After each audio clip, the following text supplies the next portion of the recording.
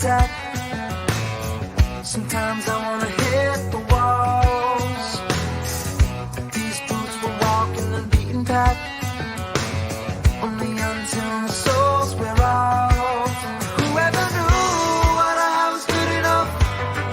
Maybe it was too soon for me to be moving on. Words parted out, brought this on myself. Stupid, but better to start again. I wish I could break free, back to where I'm supposed to be.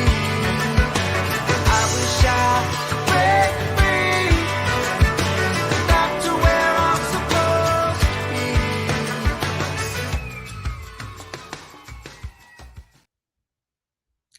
Hey, I'm Russ Long from the Front of the House Fridays podcast. Thanks for joining us tonight.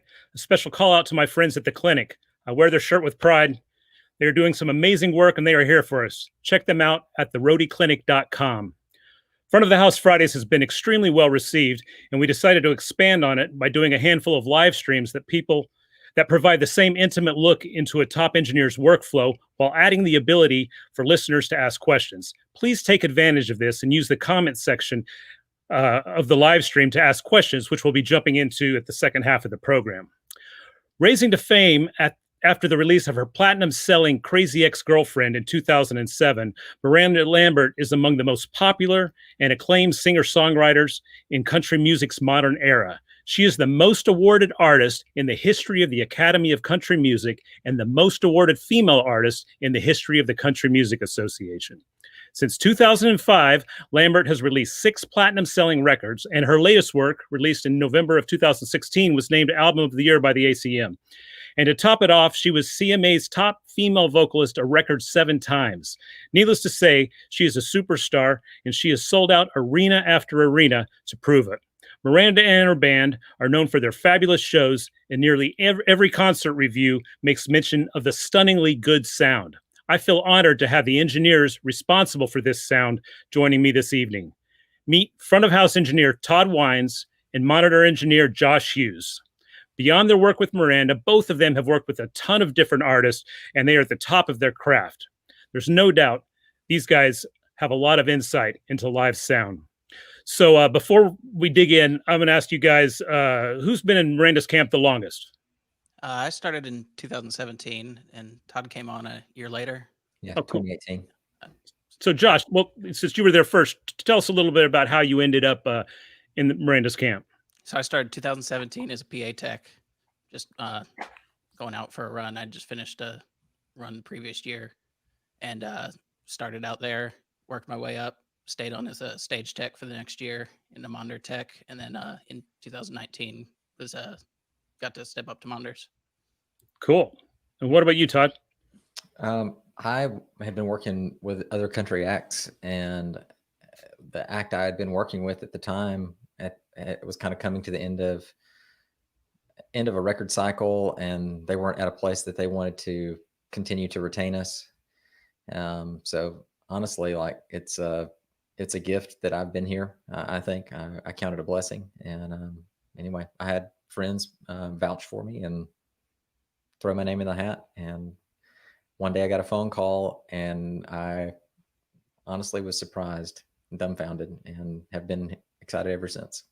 That's awesome, man. Your humility is so awesome too, because I know you're just an amazing engineer, and of course people vouch for you because you're fabulous at what you do, and it's no surprise that you're there. But it's great to see your humility through it all.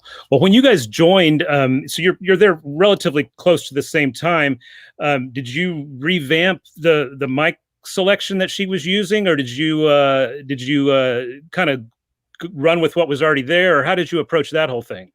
Honestly, Cam Beachley was the monitor engineer when I began, and they had a well-oiled machine going. I didn't want to come in and upset the apple cart. He's a guy that I have a lot of respect for as a mixer and as a person, and I just wanted to come in and start with what they already were comfortable with.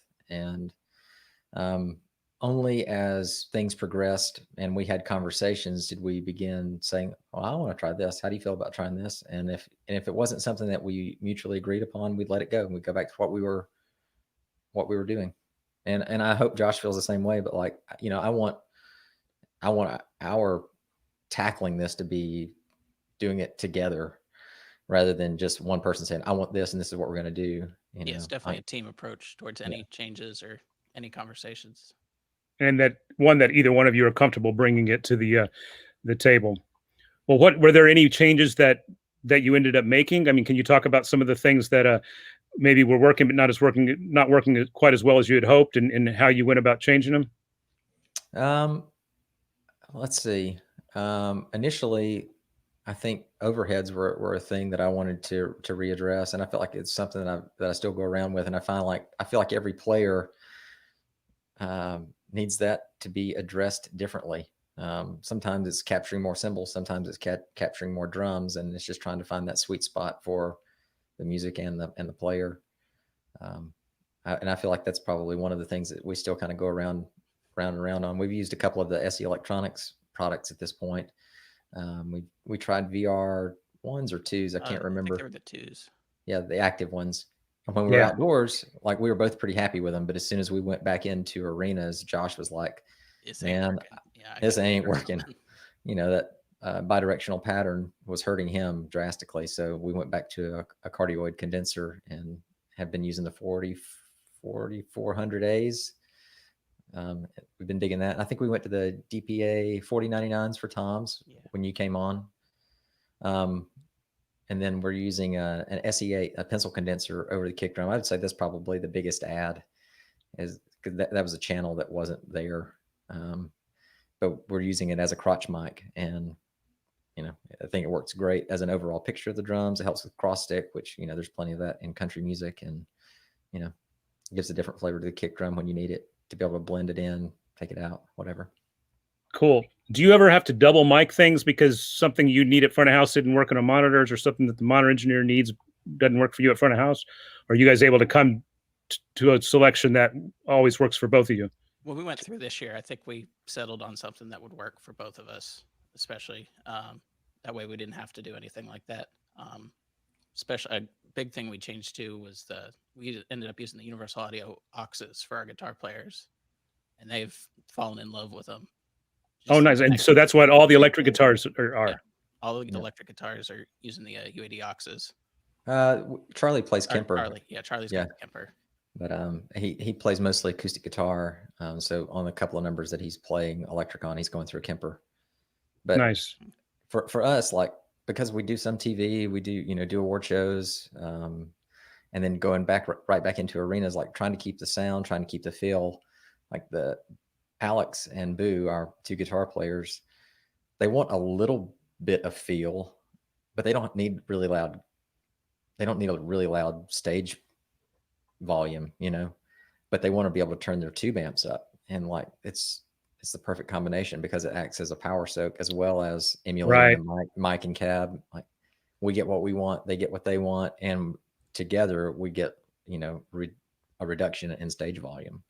So right, and consistency of sound. And yes. And Josh, what's your monitor world look like? Or is it you have any wedges on stage, or is it all IEMs, or what's the situation there? Everybody's on ears.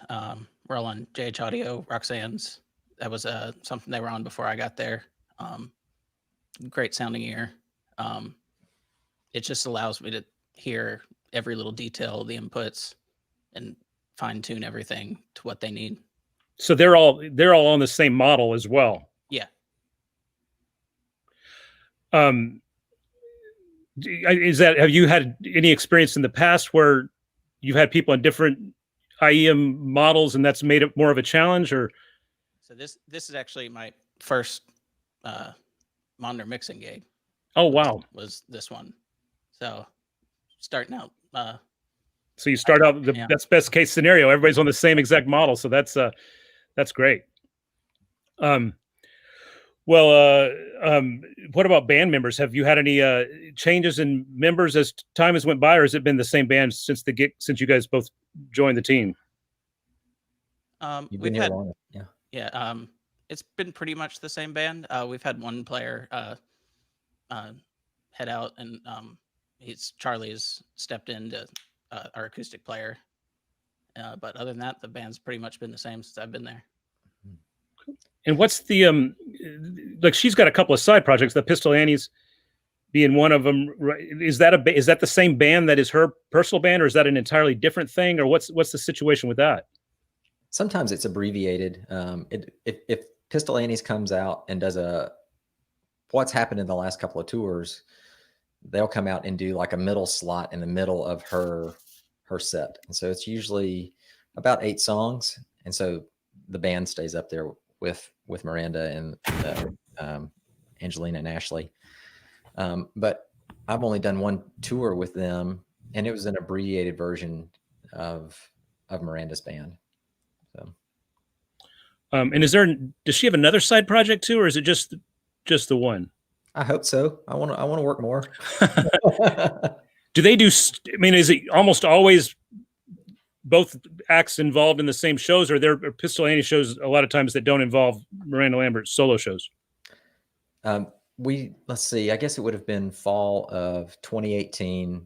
They released an album, and we wound up doing probably about 4 weeks worth of work with promo, and we hit theaters in Nashville, New York, and LA.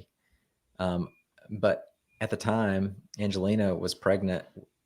And so like she was so close to her due date that she couldn't continue to fly and couldn't continue to work. So they were like, okay, we're going to go hit these major markets, and that way we can do TV as well. And that's it. So, well, I'm interested, Josh. So Todd, you don't ever have any issues with stage volume because you don't really have any stage volume outside of acoustic. I mean, the drums or whatever, because there's no amps or anything on stage. But Josh, do you ever have to have Todd make any adjustments at front of house? I mean, turn subs down or anything because of, extra ambience in a stage because of one venue situation or something like that? Usually it's not that big of an issue. A lot of times I have more, I wouldn't say complaints, comments about timing. We tried out a couple different sub configurations this year. Some I liked better than others, and the band likes to feel what's going on in the room, and some of them just had a little too much cancellation or just to where things, so the good sub design that's actually supposed to keep sound off the stage actually can cause issues for you sometime because the band wants to feel that. Yeah, or just the timing wise, because that sub cluster was over the stage, so getting everything to line up, sometimes that slap back was so far behind what's going on in some of these bigger venues that it was just causing some timing issues, and we worked around it, but just not so much issues on level per se. But right, well, that's great, and that's an impressive looking cluster there. So on a routine day, do you guys find yourself communicating about things like that quite a bit, or is it usually only if there's an issue that you end up having a bunch of communication? Usually he's poking me and prodding me to do things quicker because I'm too slow. I pester him all day long. Because Todd is possibly the most organized person I've ever met, and I know that has to take some time, but it's amazing how perfectly set up everything you have is. Oh, if only you could see this table behind my computer right now, you wouldn't believe that. So, Josh, as far as the band goes for you, is there any special challenge you have? Is there a musician that has just levels that radically change from day to day, or a drummer who's always trying a different snare? Is there any specific challenges you have that are part of the gig, or is it pretty smooth sailing? Once they're settled in, they're pretty much locked in. I've got one scene, and I basically mix Miranda the whole show, and they're great at communicating what they need too. So if there's issues, they tell me right away what they need, what's going on, and we get it solved. But they're super at telling me what they need, and that way I can focus on taking care of her. Nice. It doesn't hurt that you got to talk back at almost every player's position. I think we're at every position now. Yeah. It helps things out, although it can be high maintenance if you got players who want to talk to you too much. So Josh, were you on was the monitor engineer before you already mixing on Rivage, or are you the one who made the change to that? Yeah, when I came in, monitor engineer was Cam Beachley. He was already on the PM10. He had carried it over from Carrie Underwood tour, and I started the PA tech. I mixing opening acts, and then stepped into the monitor tech role and kind of learned under him the desk and all that, and just got to pick his brain on what he was doing and how things were going, and kind of just fell in love with the desk then. And when I stepped in, that was one of their questions, was could they keep the desk, and my answer was absolutely. So Right. And that was the band that in Miranda that wanted to make sure they kept the desk. they Yeah. noticed the sound. They said immediately when they had switched over to it prior to me getting there, they had raved about the sound quality of it. That's good to hear. And Todd, were you there? You were part of the change to Rivage, right? Or was that decision made before you too? It was before I got there. Yeah. I actually, when I was hired, I called Cam because our production manager, Eric, called and said, "What do you want to take?" And the gentleman that was mixing before me, I think was using Digico. And I had been using Avid for a while and was ready for just a different change of pace. Had great shows with Avid, I just wanted something different, just because I wanted something different. And so I called Cam up and started picking his brain about his experience with the desk. And I had gone through training and stepped up to a couple of festival situations where I had to just mix on the fly. There was a guy from Yamaha, typically in all of those situations, I think. They were there to kind of prep you and be like, handhold you to get you through it. And I had great festival experiences, and that was with probably version 1 and version 2 of the software, And so that was a strong suit, as well as the reliability. Like I was fearful. Like I was having buddies have desks go down around them or go down on them around me. I was having servers go down for friends around me. And I just wanted a platform that what's really funny is that I'd used Waves for a really long time, and this isn't knocking them, but like I demanded to have a server when I was putting my package together, and I never turned the server on. Like I just did everything in the console initially, and did the first tour without any outboard plugins. Yeah, I mean that's one of the strengths of Rivage, is just the great selection of plugins and everything. And I think there's a lot of people who move to the platform with Waves because they love Waves and they're comfortable with it, and they got the stuff they're familiar with and they know real well. But as they spend more time with Rivage, they realize, oh wait, I can do that internally and it sounds just as good, or I can do that internally and it sounds just as good. And people more and more, maybe better. Yeah. Well, I think in most cases you're right, even better. So, but the people who are sticking with the Waves are usually doing it out of a comfort factor more than anything else. Well, why don't we talk about your guys' setup, since we're talking about gear and everything? Josh, or Todd, why don't you go ahead? Tell us a little bit about the setup you're using and what external gear you're using in addition to the Rivage and everything. Oh man, I've got an iPad that sits there in front of me that I really like. It has my set list on it. That's awesome. So I have a couple of outboard racks, and I carry Bricasti M7s. And I kind of joke around with people saying that you will have to pry them out of my cold, dead hands before I give them up. It's my favorite reverb, especially for vocals. Just smooth and, lack of grain. It doesn't matter what flavor you pick from their algorithms. They all just sound amazing to me.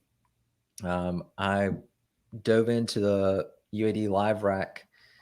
I guess it was summer before this one, so that would have been 2019. And I gotta say, man, some of the flavors there and textures there have been really nice to add.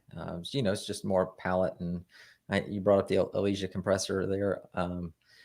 I use that on Miranda's vocal. And what I really love about it is that there is what's the word I'm looking for? There's a gain reduction limit. So at some point, like it gives up and goes back to a 1-to-1. And like, I can't over compress in my mind. Like I can only do so much reduction, and then like we're back to whatever she's giving us. If she's giving us beyond that, then we're going to get more than that. And I've got to say, as much as I love the 4-band dynamic EQ in Rivage, I think it's probably the best thing since the 901. The Sonox dynamic EQ has just that much more, because not only is it a dynamic EQ, but you can use it as a fixed filter or fixed gain as well as getting one more band. So I've been using that as well and had great success with it. I use QLab for a lot of control, as far as walk-in and tuning, and I will say, like, one of the things that QLab also helps me do is take care of some of the MIDI situation within Yamaha. I want to use my words carefully because I love Yamaha and I love the platform, but I keep poking and prodding engineers, like, when are we going to update MIDI so that, like, I can use that MIDI message as many times as I want for whatever scene I want to. But for now, QLab is receiving the MIDI message from each scene and then distributing that message throughout, or breaking up and sending separate messages throughout my rig as need be, whether it's track markers or memory recall in the Bricastes. So, and then, like, I think everything else is kind of standard fare. There's a Trax Live rig in there. We did start using MX36, which is the console switcher from XTA, which Pat O'Neill is the SC that I beg and plead and often get to come out from Claire with us. And we incorporated that, and it honestly solved a lot of the problems that we've had with guest engineers coming in with consoles, and it's just nice and reliable. So it's been really good. What do you have on your stereo bus? My stereo bus? Oh, do you have any stereo bus processing? Or you? Minimal. Honestly, the Sonox inflator is probably one of my favorite things, and I think there's probably a compressor that's just barely getting kissed. I can't even remember what it is right now. And is there any? So the external stuff is all the UAD. There's no analog. I mean, or the Bricasti. There's no analog gear external. You know what's crazy is, like, I realized probably 10 years ago that I missed the analog age just barely. And I know it's still great gear, but, like, as we were doing tests between a couple of different manufacturers' digital consoles, and the benchmark was a Heritage 3K, and it was all 2 mixes in the box, and everything would get the same source and go through the same processing. And the only things that were changing were console. And if it was a digital console, we tried different clocks and different D to A's.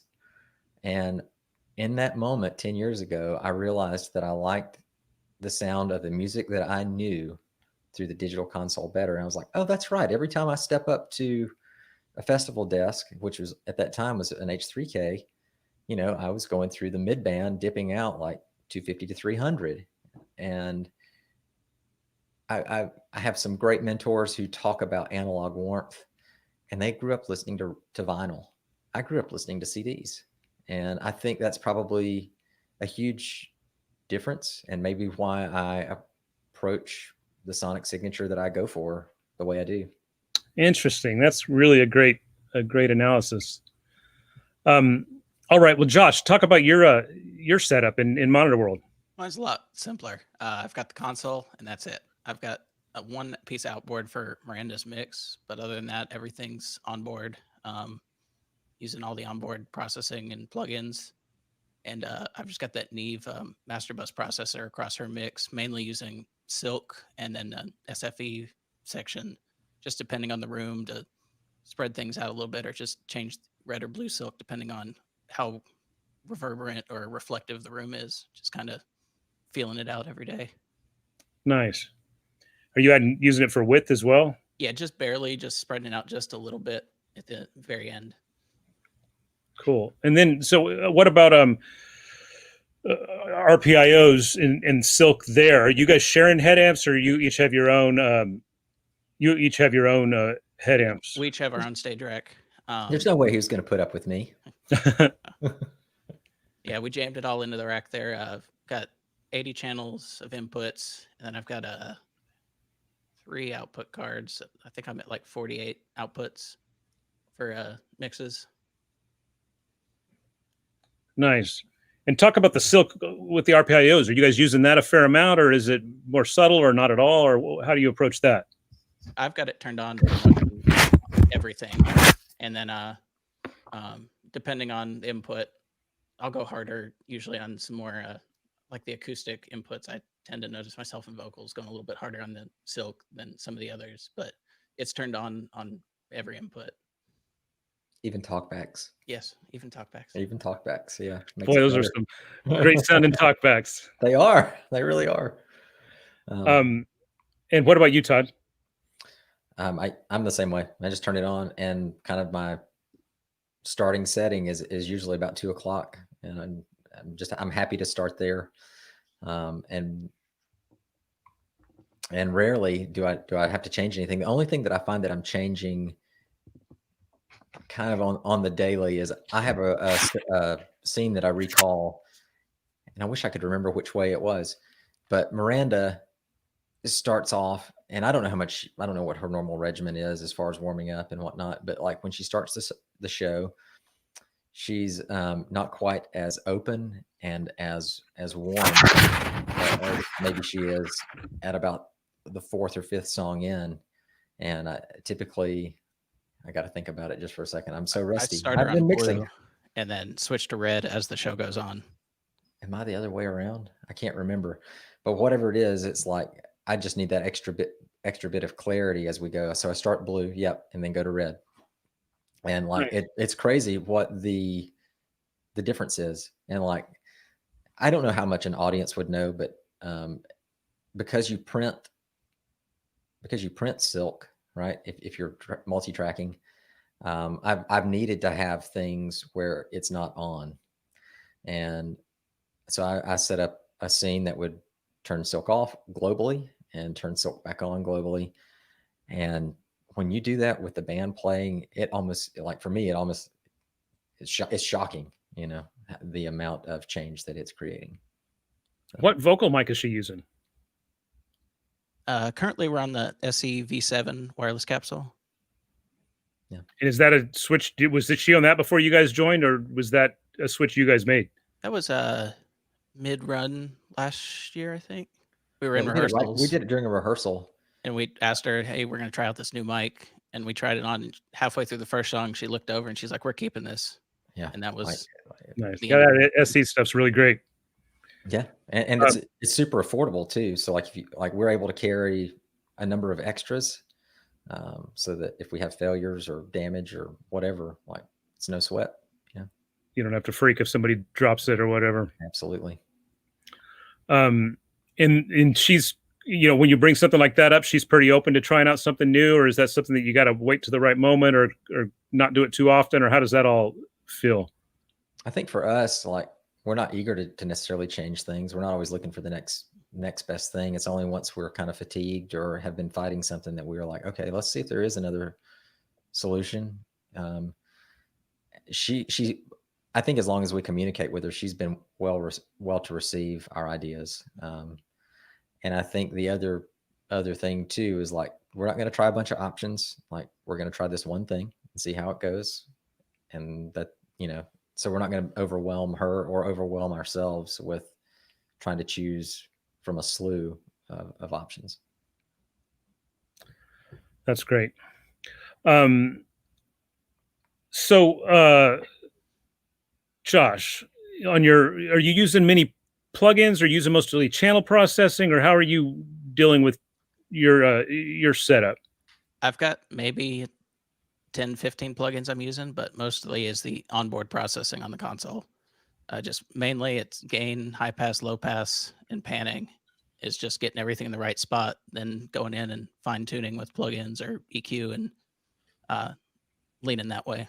And what plugins are you using primarily?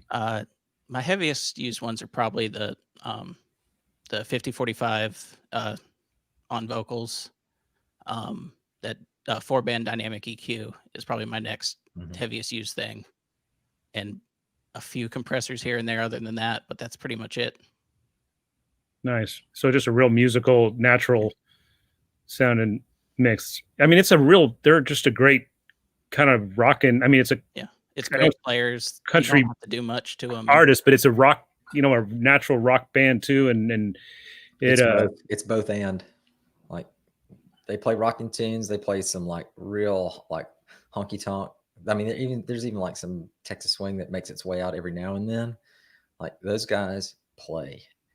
Like there's not track one. Like the only thing that is not done by human hands is the click track. I can't say enough great things about them as musicians. They are that's great. incredible. And to that end, like they're able to do it for the broadcast stuff too. Like she always plays with the band if there's no tracks. Oh, I know. I've been on many a broadcast truck when they're playing, and it's always a step up over nearly anybody on a show. It's great, and I mean, and a lot of the bands that are, that are on the same shows are 2/3 of their stuff is pre-recorded tracks and stuff. So it's it's an impressive group of musicians. So Josh, what do you do about delay compensation? Do you have that set on the? I've got the onboard delay compensation for the outputs, but other than that, that's it. Because I've just got it on her outputs, and it's not really that much of I think it's like a millisecond or so delay, and seems to fall right in line there. Oh, that's great. So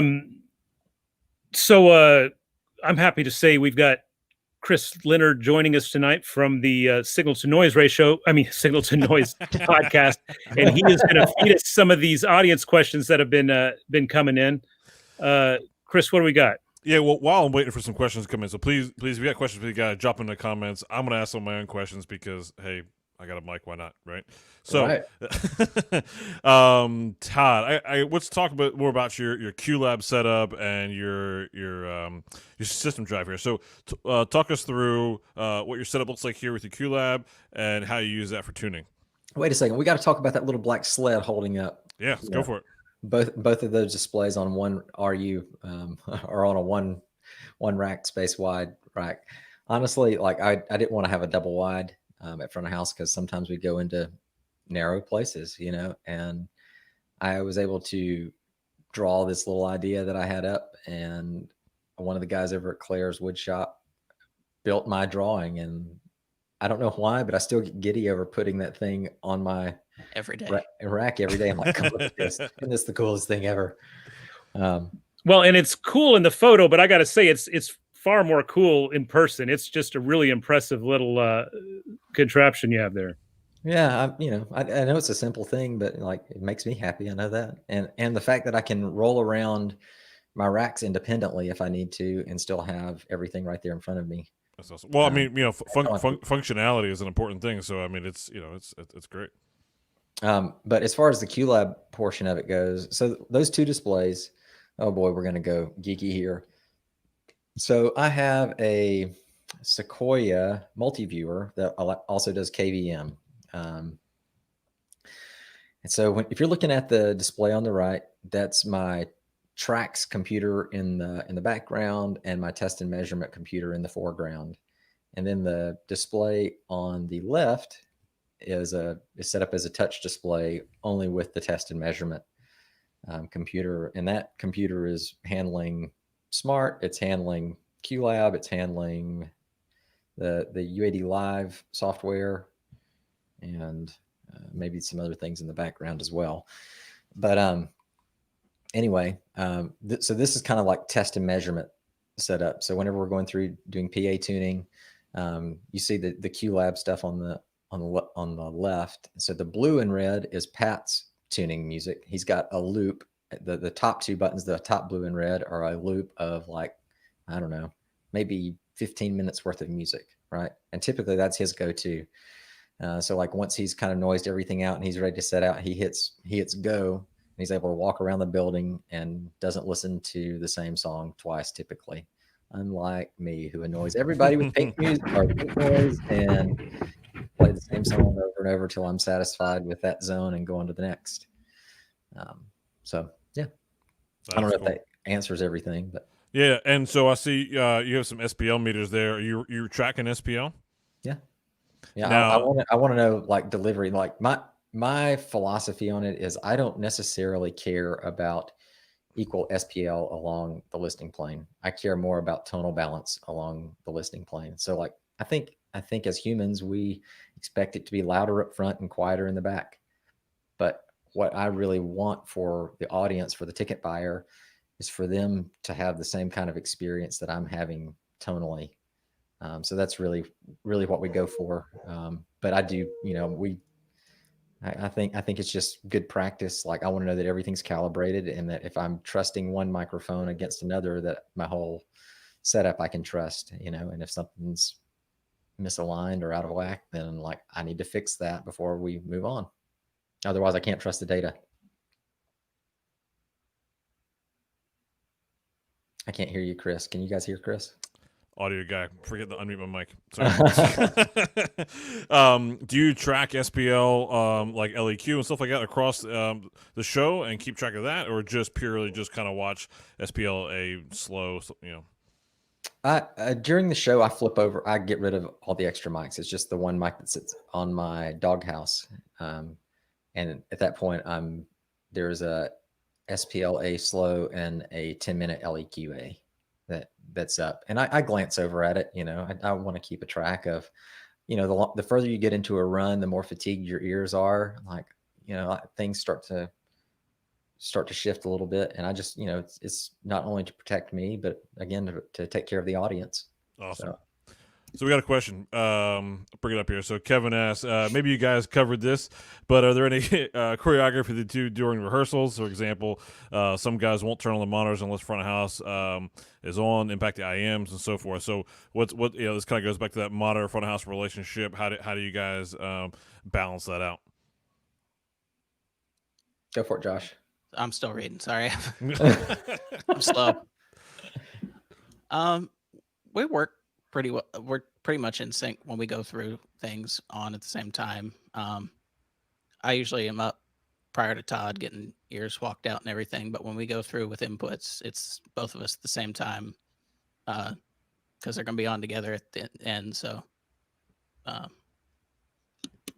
yeah, I mean, during rehearsals, oftentimes there's not a PA there. Like I may bring in like a set of Texas headphones, a double 18 with some CP6s or Co8s or something sitting on top of them. But even still, like that doesn't really represent what they would typically get in response. I think usually we try to do production rehearsals so that so not only we know what we're going to get, so other departments know what we're going to get, but so that the band can also experience that. Once the music is hammered out, we do try to do some real true rehearsals that kind of play true. That's cool. So I want to jump back to this sub setup. So this is maybe in some ways a little unconventional. So is this a solo cluster over the stage in Endfire fashion, or yeah? And how did you try different scenarios to come to this? Was this kind of your design? How'd you get to this? I've dreamed about this for years, and like I've often had the problem of talking about tonal balance again. Like there's all the power on the floor. You're killing the people that are in the expensive seats, and the people that are in the nosebleeds aren't really getting anything similar to what the people on the floor are getting. And I know that there's a lot of philosophies around that, like, maybe you're getting what you pay for, but I want to create an experience that's better for those that don't have the expensive seats, and honestly probably a little more comfortable for those that have the expensive seats. I know that some people want to be punished, but I don't know that most of the artists that I'm mixing really want to experience the music that way. So to help with comb filtering, I wanted to go to the middle, and the compromise was basically that has to be right at the bottom chord of the downstage truss. So it flies high. And initially there's another deployment that Claire's in, I don't know, I guess I want to say it, just Claire's engineering team, man, like the resources that they throw, at their SEs, at their road guys, at their clients, like it's really good. And they give you all kinds of options from the things that they've explored, through their own research and development. And so initially we started out with a different deployment, and there was 2 rows of subs. And I can't remember, Josh, you remember what they called that? It was a version of Endfire as well. Yeah, but the subs are actually the drivers are pointed towards. They stand up. Yeah, exactly. They stand up facing one another and almost are creating like an acoustic horn because everything's delayed back, firing in. And so it kind of radiates out toward the front. And Frank Scambolone turned me on to that. And, but for whatever reason, like I wanted a forward facing 18. I wanted to have a little more punch than what I was experiencing with the other setup. And we cobbled something together with the S4 bumpers on the road. Pat and I And came up with a version in the back of the truck one day, and then yeah, this is version 3 and the final version we settled on. yeah, the guys made us did they actually have to make those bumpers for us? I think they're a modified Co 12 top grid slider. They drilled some holes in to fit the sub bars. So anyway, like I will say, like the coverage throughout the listening area throughout the audience area is more balanced. The things that I am unhappy with, and I don't know how to overcome it, is with it being so high, it's really latent in the near field. And so our drummer Max is so far down stage, which is great, but like, you hear that the acoustic snare arrival before you hear the front fill arrival because everything's timed back to those subs. And I'm sure that's part of what Josh struggles with as well. So what it does for, a larger percentage of the audience, I'm really happy with, but there is that trade-off. It's like, what is the near field experience, I haven't gotten complaints. I'll say it that way, but I do wonder what people are thinking if they're as critical as I am. What was did the band notice anything? Did Miranda notice anything different, or was it just status quo? What was their response to it? They could tell the difference. Like low trim days, we'd have to move the subs out to behind the PA. We'd do a flown stack of 3 on each side, and they could tell the difference. Sometimes, not always what it was, but they'd make a note or something like there was something different today. It was a good day. It wasn't such a good day, but it wasn't ever a complaint either way of, well, we like this better than this. But you could definitely tell the difference between the two setups. That's pretty cool. So, Josh, I'm pretty curious. I feel like we skipped right past this. You said this is your first monitor gig. This is not a small monitor gig. Just wait till you hear what my first gig was. Well, go for it. What was your first gig? So I finished up my tour I was doing earlier in the year, and I was sitting with our sales rep at lunch one day, and he's like, "Hey, they're making a change in monitor engineers. Do you want me to throw your name in the hat? They want to keep you either way." And so I said, sure. And I got a call back later and they're like, okay, Miranda will give you a chance. We'll do summer festivals and shed runs, and then we'll make a choice from there. So, and I found out next week, first show, CMA Fest at the stadium. And they're like, yeah, we get 1 day rehearsal. Here you go. Have fun. Nice. And luckily I got guys like Robert Bull, Dave Coyle, Cam Beachley that I can lean on and ask questions just at Claire, and just they've got my back and they'll help me out with whatever I needed, and had a successful show, and here we are. That's great. What so what was your primary gig prior to doing monitors? I was the monitor tech for Cam before this. Right. So is this where you want to continue going, or would you rather be more on the tech side? I know some guys who are perfectly happy just being a tech the rest of their life, or if you got that itch, you want to stay in that mixing seat. I enjoy it mixing. I'd probably want to stay here and keep furthering my career, but I don't mind the tech side either. I'd still go out and do tech gigs for people in between runs and shows and stuff, and fill in wherever I'm needed. What was one of the hardest things that you had to transition mentally from being a tech to being a mix engineer? I've definitely had to work on my communication between band members, front of house, just in general, just being more transparent, just keeping that communication open. And that way we know what's going on, what needs to happen. And I've definitely noticed a change, but that's still something I still need to work on. But that's my biggest thing. It's just making sure to keep communicating with it. That's awesome. Todd, what's your relationship with your system tech? How involved are you into system tuning? Yeah. I love Pat O'Neill. And honestly, I can't say that I really had any bad experiences with SEs.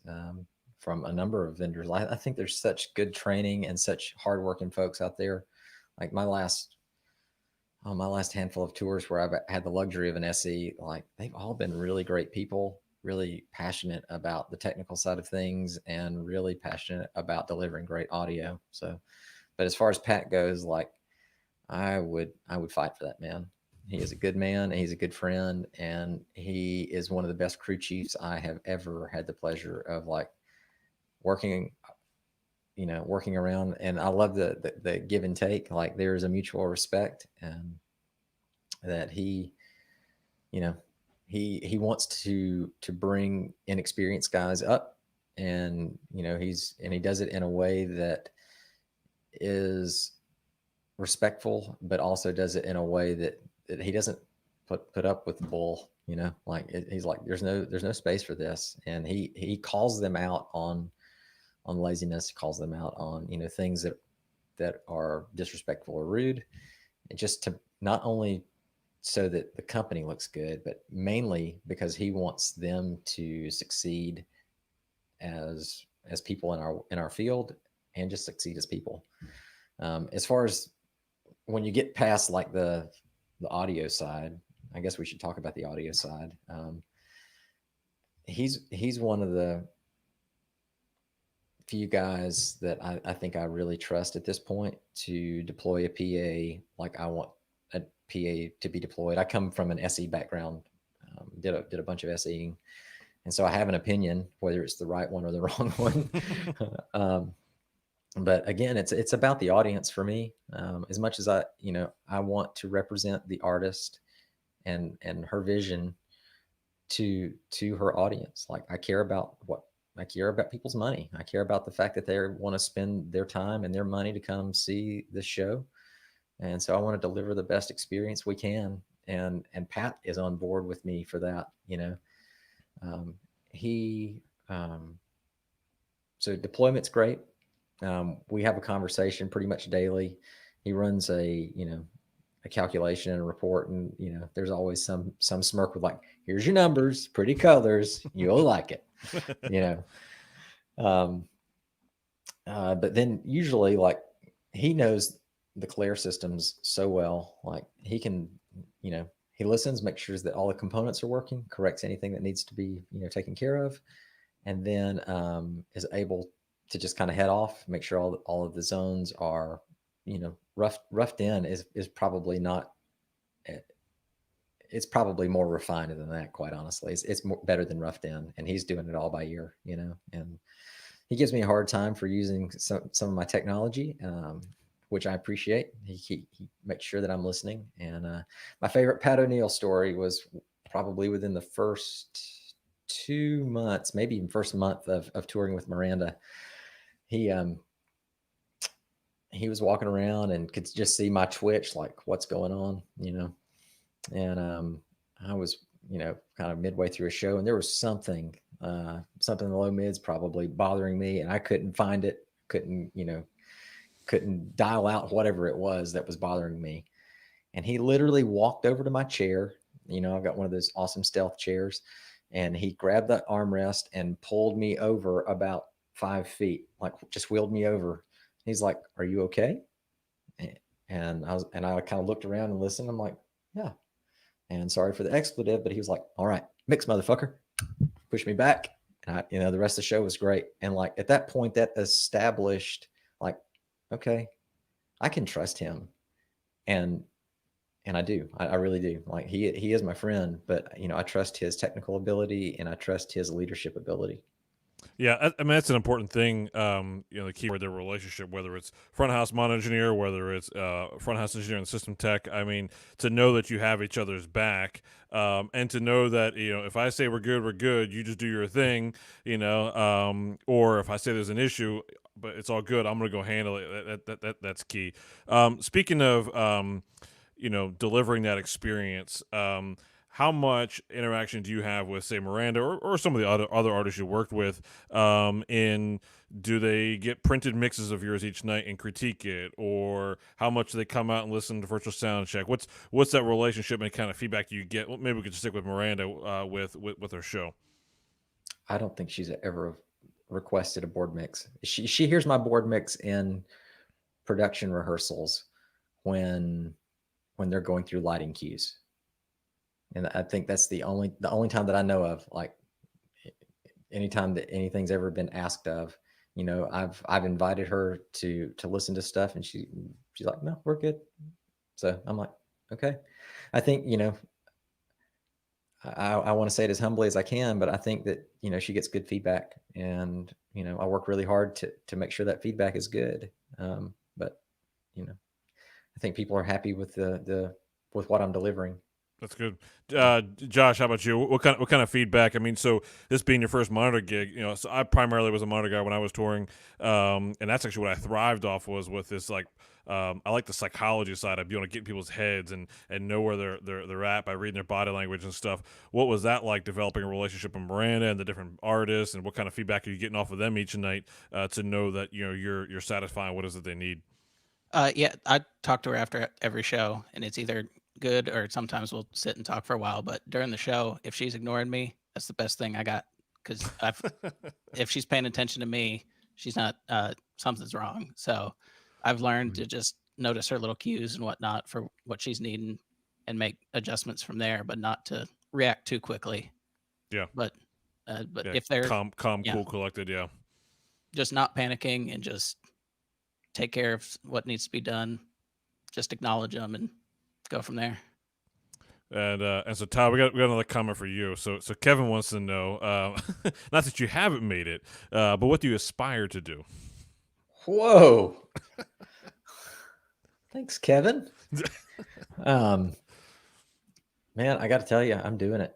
Like, you know, anybody that really knows me knows that I'm a Christ follower, and like this is my mission field, and like it's really important to me, and I just want to carry goodness and grace and love wherever I go.